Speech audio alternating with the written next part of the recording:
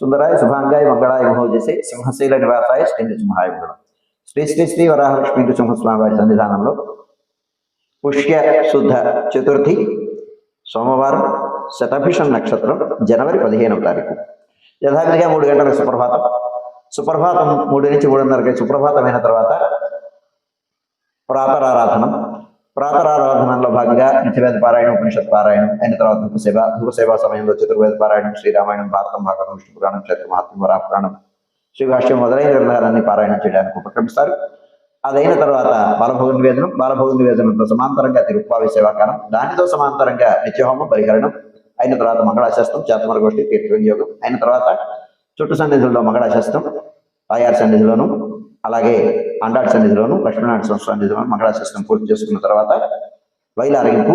వైలారగింపు అయిన తర్వాత ఆళ్వార్ సన్నిధిలో నివేదనం, విశేష ఆరాధన, నివేదనం, శవకాలం, చేతమర గోష్ఠి, తీర్థ వినియోగం అయిన తర్వాత రాజభోగం ఆరగింపు. ఆ రాజభోగం ఆరగింపు ప్రతిరోజు జరిగినట్టు కాకుండా ఇవాళ సంక్రమణం, మకర సంక్రమణం కారణంగా ఈ సంక్రమణ పుణ్యకాల సమయంలో రాజభోగం నివేదన జరుగుతుంది.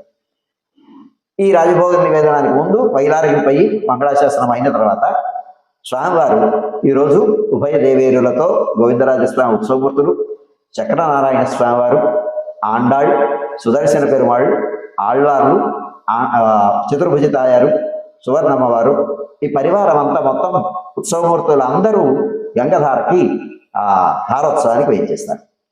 3 పల్లకీల్లో బయలుదేరుతారు.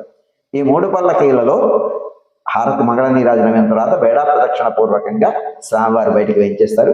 స్వామివారు బయటకు వచ్చిన తర్వాత సర్వదర్శనం ఆరంభమవుతుంది. సుమారు 6:30 గంటల ప్రాంతంలో సంక్రమణం నాడు స్వామివారు గ్రామ ప్రదక్షిణ పూర్వకంగా గంగధారకు వేయించేస్తారు. వేయించేసిన తర్వాత అక్కడ విశ్వక్సేనారాధనం, పుణ్యాహవచనం, పంచకలశ ఆవాహనం, పంచకలశ స్నపన, తిరుమంజనం పూర్తయిన తర్వాత సుమారుగా అలంకరణ అయిన తర్వాత విశేషారాధనం అయిన తర్వాత నివేదనం, సేవాకాలం, శాతమర గోష్ఠి, తీర్థ వినియోగం, పాసుర విన్నపం ఇవన్నీ పూర్తి చేసుకుని సుమారు 8 గంటల ప్రాంతానికి పూర్తి చేసుకుని స్వామివారు 8 గంటలకి ప్రధానాలయంలోకి వేయించేస్తారు. ఆస్థానంలో కుంభారతి, శ్రీ శతారి సమర్పణం అయిన తర్వాత బేడా ప్రదక్షిణ పూర్వకంగా స్వామివారి ప్రధాన ఆలయంలోకి వేయించేస్తారు. ఈ రోజు 8 గంటల నుంచి 9 గంటల వరకు మధ్యలో భక్తుల యొక్క దర్శనములు నిలుపుదల చేయడం జరుగుతుంది. 8:24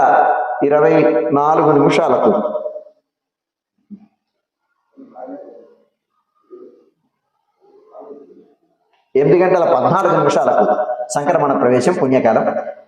ఈ సంక్రమణ ప్రవేశ పుణ్యకాలంలో మహానివేదనం చేయడం సంప్రదాయం. అందుచేత మహానివేదనం జరిపించి 8 గంటలకి స్వామివారు వేయించేస్తారు. 8 గంటల నుంచి 9 గంటల మధ్యలో భక్తుల యొక్క దర్శనం నిలుపుదల చేసి ఆలయ శుద్ధి చేసి నివేదనం, రాజభోగ నివేదనం, మహానివేదనం ఉంటుంది. ఆ నివేదనం అయిన తర్వాత ఇంకొక విశేషం ఏంటంటే ఈ ఆలయంలో ఉండేటువంటి యూపాలు అంటే స్తంభాలన్నిటికీ బలి సమర్పణ ఉంటుంది. మకర బలి అంటాం. ఈ మకర బలి వేయడం జరుగుతుంది స్తంభాలన్నిటికీ. ఆయా స్తంభాల అధిదైవాలుగా ఉండేటువంటి ఆవాహితమైనటువంటి ఆ దైవాలన్నిటికీ, ఆ భూతాలన్నిటికీ బలిదానం జరుగుతుంది. ఆ బలిదానం అయిన తర్వాత మంగళ నీరాజనం అయిన తర్వాత అప్పుడు ఆలయ శుద్ధి జరిగి బలిహరణం శుద్ధి చేసిన తర్వాత భక్తుల యొక్క దర్శనములు కొనసాగుతాయి. సర్వదర్శనం కొనసాగుతుంది. ఇది సుమారుగా 8 గంటల నుంచి 9 మధ్యలో ఈ కార్యక్రమం జరుగుతుంది. 9 గంటల నుంచి యథావిధిగా సర్వదర్శనం కొనసాగుతుంది. మధ్యాహ్నం 2:30 గంటల వరకు. మధ్యాహ్నం 2:30 గంటల నుంచి 3 గంటల వరకు మధ్యాహ్న విరామం. ఈ సమయంలో భక్తుల యొక్క దర్శనములు నిలుపుదల చేయడం జరుగుతుంది. మధ్యాహ్నం 3 గంటల నుంచి రాత్రి 7 గంటల వరకు సర్వదర్శనం.